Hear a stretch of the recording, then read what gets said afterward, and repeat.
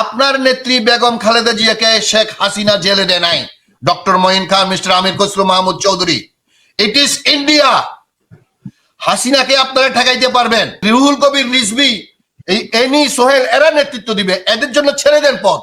You are no more qualified to be the standing committee member of BNP. আসসালামু আলাইকুম ওয়া রাহমাতুল্লাহি ওয়া বারাকাতুহু। দর্শক মণ্ডলী, আবারও আপনাদের মাঝে চলে এলাম নতুন আপডেট একটি নিউজ নিয়ে। দর্শক, আপনাদের দেখাতে চলেছি বর্তমানে বিএনপির রাজনৈতিক কি অবস্থা। দর্শক মণ্ডলী, আপনাদের দেখাতে চলেছি বিএনপির রাজনৈতিক বর্তমান কি অবস্থা। দর্শক, আপনারা ভিডিওটি ধৈর্য সহকারে দেখবেন। আপনারা ভিডিওটি ধৈর্য সহকারে দেখলে ভালোভাবে বুঝতে পারবেন যে বর্তমানে বিএনপি রাজনৈতিক অবস্থা কেমন চলছে। দর্শক, আমরা বেশি কথা বলবো না, আমরা মূল ভিডিও চলে যাব। এই ভিডিওর ভিতরে বিএনপির বর্তমান অবস্থান নিয়ে অনেক আলোচনা রয়েছে। দর্শক, আমরা তাহলে ভিডিওটি ধৈর্য সহকারে দেখব। তাহলে চলেন আমরা ভিডিওটি সর্বপ্রথম একটি লাইক দিয়ে সম্পূর্ণ ভিডিওটি ধৈর্য সহকারে দেখে আসি। তার আগে অনুরোধ করতে চাই, আপনারা যারা এখনো পর্যন্ত আমাদের চ্যানেলটি সাবস্ক্রাইব করেননি তারা অবশ্যই আমাদের চ্যানেলটি সাবস্ক্রাইব করবেন এবং লাইক করবেন ও শেয়ার করে সম্পূর্ণ ভিডিওটি সবার মাঝে ছড়িয়ে দিবেন। তাহলে চলেন ভিডিওটি দেখে আসা যাক। সাহসিকতার সাথে কথাগুলো বললেন, আমরা এই ধরনের সাহসটা যদি আসলে দেখতে পেতাম যে বিএনপির সব ধরনের নেতৃস্থানীয় যারা রয়েছেন তাদের মাঝে, তাহলে কিন্তু আমরা আরো ইন্সপায়ার্ড হতাম। কিন্তু দুর্ভাগ্যজনক হলো সত্য যে তাদের মাঝে কেউ কেউ রয়েছেন আবার যারা মৃদু ভাষায় কথা বলেন, বা কথার ক্ষেত্রে তাদের কাছ থেকে আমরা যে ধরনের সাহসিকতা চাই ওই ধরনের সাহসিকতা অনেক সময় পাই না। যেমন আমি আসলে নাম উল্লেখ করতে আমার মন চায় না, কিন্তু তারপরে কয়েক সময় নাম এসে যায়। যেমন আমির খসরু মাহমুদ চৌধুরী, তার কথা আমি বলতে পারি যে যখন খালেদা জিয়াকে অ্যারেস্ট করা হলো তখন চট্টগ্রামের যারা নেতাকর্মীরা ছিল তারা আমির খসরু মাহমুদকে গিয়ে বলেছিল যে আপনি একটা মিছিল আহ্বান করেন বা আগামীকাল একটা হরতাল দেন। তিনি বললেন যে না, কোনো হরতাল দেওয়া হবে না, ঘরে চলে যেতে বললেন সবাইকে।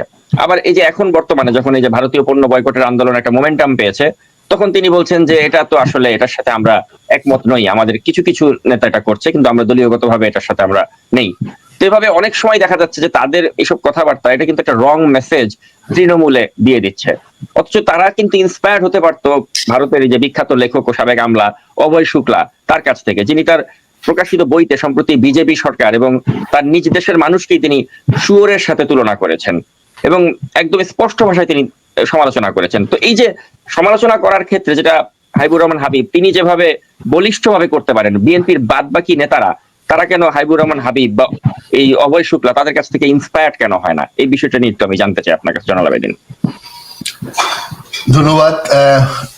হাবিব ভাইয়ের কথা শুনলাম এবং আপনি এই যে অভয় শুক্লার কথা বললেন, তার সম্প্রতি একটা বই বেরিয়েছে। আমি বিএনপি নেতাদের কথা বলার আগে অভয় শুক্লার কথাটা একটু বলে নিই, যেহেতু আপনি জিনিসটা প্রসঙ্গটা আনলেন। অভয় শুক্লা আমাদের আমলাদের সাথে ভারতের আমলা এবং লেখকদের একটু ডিফারেন্স, অন্তত সামান্য পার্সেন্টেজ হলেও সেটা আমি বলবো তাদের এখনো আছে। অভয় শুক্লা হি ওয়াজ এ সেক্রেটারি, আইএএস অফিসার, এবং উনি রিটায়ার করে উনি আমাদের কোনো ক্যাবিনেট সেক্রেটারি বা সেক্রেটারি কোনো ব্লগ করে না, কোনো লাইভ প্রোগ্রাম করে না, শুধু ওই যে চুরির টাকা ঘুষের টাকা এগুলা ঠিক রাখার জন্য সরকারের পিছে পিছে ঘুরে বা তাদের দালালি করে। অভয় শুক্লা যে বইটা লিখেছেন সম্প্রতি, উনি বেশ কয়েকটা বই লিখেছেন, তার মধ্যে সম্প্রতি যেটা মার্চ মাসে বেরিয়েছে ডিসঅ্যাপিয়ারিং ডেমোক্রেসি, এবং তারপরে লিখেছেন ডিসমেন্টলিং অফ এ নেশন। এই উনি তিন জায়গায় খুব, দুইটাতে সরকারের মোদির এবং সরকারের এবং পরে পুরা ভারতীয় জনগণের কথা, মেজরিটেরিয়ান হিন্দু মানুষদেরকে বলছে। কি বলছে? প্রথম উনি বলছে যে গণতন্ত্র ভারতে ডিসঅ্যাপিয়ার হচ্ছে, যেটা উনি হেডলাইন করছে। কেন ডিসঅ্যাপিয়ার হচ্ছে? গণতন্ত্রের 4টা পিলার, একটা পিলার হচ্ছে পার্লামেন্ট, ওইটা ভারতে এক ব্যক্তির কাছে চলে গেছে, বাংলাদেশের মতো। তো আমরা বাংলাদেশেরটা পরে আসতেছি। Number 2, judiciary. ভারতের জুডিশিয়ারি উনি বলতে চাচ্ছেন এখন 30% আছে, বাকিটা নাই, চলে যাচ্ছে। হিন্দুত্ব বা যে উগ্রবাদী যে আপনার মনুস্ক্রিপ্টের মাধ্যমে ভারতের বর্তমান সংবিধান বাদ দিয়ে মনুস্ক্রিপ্ট যে ওই আগের যে হিন্দু রাষ্ট্র করার যে মনুস্ক্রিপ্ট সেটার দিকে চলে যাচ্ছে। নাম্বার 3 হচ্ছে ওদের ডিফেন্স, পুলিশ, অ্যাডমিনিস্ট্রেশন, এটা 100% চলে গেছে, ইনক্লুডিং আর্মি, উনি বলতে চাচ্ছে মিস্টার অভয় শুক্লা। তারপরে নাম্বার 4 হচ্ছে সিভিল সোসাইটি, আপনার গণমাধ্যম, সবকিছু উনি বলতে চাচ্ছেন প্রায় 80% গন। তো উনি এরপরে আসছে উনি Modi as a person. Modi, উনি বলতেছে মোদি মনে করতেছে সে হচ্ছে ভগবানের প্রেরিত একজন মেসেঞ্জার, মানে হিন্দু ধর্মের মতে, এবং সে যা করে সেখানে কোনো ভুল নাই, মানে সে ভুল করতে পারে না। এবং উনি ইংরেজিতে বলছে অ্যামোরাল, মানে সে ভালো মন্দ এটা কোনো ধার ধারে না, সে যেটা বলবে এটাই সত্য, এইভাবেই সে ভারতকে চালাবে। আচ্ছা, এটা হচ্ছে মোদির সমালোচনা। এবং আপনি যে কথাটা বললেন মারাত্মক ভাবে, উনি বলছেন যে নীরদ চৌধুরী, আমরা জানেন the autobiography of an unknown Indian, যিনি অক্সফোর্ড ইউনিভার্সিটির প্রফেসর ছিলেন, যিনি ওখানে রবীন্দ্রনাথের সমালোচনা করেছিলেন, যে বাংলাদেশের ঢাকা বিশ্ববিদ্যালয়ের বিরোধিতা করছিলেন, যে বইতে ওই প্রফেসর নীরদের কথা উল্লেখ করে উনি বলছেন যে 50 বছর আগেই নীরদ চৌধুরী তার বইতে উল্লেখ করছেন। তো আমি সেটা একটু আরো আগায় নিলাম, সেটা হচ্ছে কি, the Modi government is animalizing the whole society of India, মানে বিষ্টের পর্যায়ে নিয়ে গেছে, জন্তুর পর্যায়ে নিয়ে। উনি আবার সেখানে ক্লাসিফাই করছেন যে it is not like the lion or wolf, it is going to be porcine. Porcine হচ্ছে আপনার পিক্স এর একটা অন্য নাম। তখন এটার ব্যাখ্যা দিতে যখন তাকে একজন প্রশ্ন করলো, সে বলতে চাচ্ছে অবভিয়াসলি যেখানে ফ্রিজের ভিতর গরুর মাংস পেলে একজন মুসলিমকে হত্যা করা হয়, সেটা তো মানে কোনো ভালো জন্তু না, খারাপ শুয়ার এটা করে, পিগ এটা করে। এবং বলতেছে যে একজন মাইনরিটি যখন অ্যাটাক হবে তাকে বাঁচানোর জন্য মেজরিটি মানুষ, আমাদের দেশে যদি কোনো একজন হিন্দু অ্যাটাক হয় অবশ্যই আমাদের মুসলমানকে চাপাই করতে হবে তারে বাঁচানোর জন্য। এটাই হচ্ছে এক ধর্মের প্রতি আরেক ধর্মের সহানুভূতি, সহিষ্ণুতা। তো উনি বলতে চাচ্ছেন, উনি নাম উল্লেখ করছেন, আমি সেখানে আসছি, উনি বলতে চাচ্ছেন যে গত 10 বছরে যে পরিমাণ মুসলিম মাইনরিটিদেরকে এরকম ব্রুটালাইজ করে, এরকম মার্জিনালাইজ করতেছে, একটা 20%। গত নির্বাচনে তার একজনও মুসলিম ক্যান্ডিডেট ছিল না। এইবার কেরালাতে একজন মুসলিম ক্যান্ডিডেট 543 জনের মধ্যে, মনে রাখবেন, more than 20% is Muslim in India. Only one প্রার্থী সে এবার দিছে, তার নাম আব্দুল সালাম। এবং মোদি ডিক্লেয়ার করছে তার সে যখন কেরালাতে নির্বাচনী ক্যাম্পেইনে যাচ্ছে, মানে আব্দুল সালামও তার সাথে থাকতে পারবে না। কেন? Because he wants to be empire of Hindus. এবং সে বলতে চাচ্ছে সে বিশ্বগুরু হতে চায়, হিন্দু সম্রাট হতে চায়। তো বিশ্বগুরু এবং হিন্দু সম্রাট হওয়ার মধ্যে একটা কনফ্লিক্ট আছে। এখন সে তো বিশ্বগুরু হইতে পারবে না, হিন্দু সম্রাট হইতে পারবে না, উনি সেখানে বলছেন। পরে উনি নাম ধরে ধরে উনি সমালোচনা করছেন। উনি আদানি এবং ওই যে রিলায়েন্সের কি নাম, এদেরকে তো মানে হিন্দুত্ববাদীদের মূল ফাইন্যান্সার হিসেবে বলছে, কিন্তু যারা নিজেদেরকে ভারতের সিভিল সোসাইটি এবং নিজেদেরকে মানে একটু ডিফারেন্ট মনে করে, যেমন রতন টাটার উনি সমালোচনা করছেন, উনি শাহরুখ খানের সমালোচনা করছেন, উনি অমিতাভ বচ্চনের সমালোচনা করছেন, উনি আরো নায়ক নায়িকা বড় বড় সেলিব্রিটি, রিলায়েন্সের যে আম্বানির কথা আপনি বলছিলেন, আম্বানিকে এবং আদানিকে তো উনি মানে হিন্দুত্ববার সবচেয়ে বড় ফাইন্যান্সার, উনি তাদের বলে যে তারা তো, ওরা তো গণ। কিন্তু যারা এই সোসাইটির সবচেয়ে বড় বড় সেলিব্রিটি, উনি এই যে শাহরুখ খানের ছেলে অ্যারেস্ট নিয়ে মানুষ চার পক্ষে কেন নামে নাই, কারণ এই সোসাইটির প্রতি তার কোনো দায় দায়িত্ব নাই। তার যে বিশ্ববিদ্যালয়ে পড়ছে, উনি বলছে যে জামিয়া মিল্লিয়া ইসলামিয়া, যেটা দিল্লির অন্যতম সেরা ইউনিভার্সিটি, সেটাতে যখন হিন্দুত্ববাদীরা যখন এই যে এনআরএ এবং সিএ নামে যে মুসলিম নিধনের জন্য যে আইন করছে, এটার বিরোধিতা করে যখন ছাত্ররা মিছিল করতেছে এবং সেখানে যে ব্রুটালাইজ করলো আপনার মোদি গভর্নমেন্ট, তখন শাহরুখ খান কেন কথা বলে নাই, এইটা নিয়ে তীব্র সমালোচনা করছেন। অমিতাভ বচ্চনকে উনি চিনে ফেলছেন।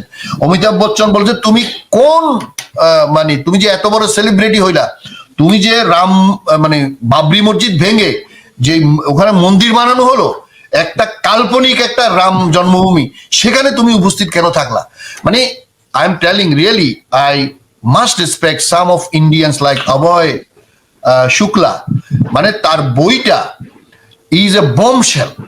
মানে উনি বলতে চাচ্ছে যদি এই 2024 সালে হয়তো আবারই জিতবে, India is going to be a country of pigs.